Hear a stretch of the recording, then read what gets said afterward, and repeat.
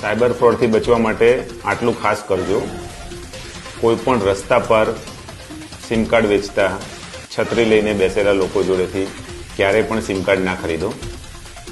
અને તમને એવું લાગતું હોય કે મારા નામ પર બીજા કોઈએ સિમ કાર્ડ લીધેલ છે, તો તમે ભારત સરકારની સાઇટ taafcop.sanchar-sathi ઉપર જઈ તમારો નંબર નાખશો. તમારા નંબર ઉપર ઓટીપી આવશે. ઓટીપી નાખશો ત્યારબાદ લિસ્ટ આવશે, જેમાં તમારા નામ પર જેટલા બી નંબર રજીસ્ટર હશે એ તમામના મોબાઈલ નંબર આવશે.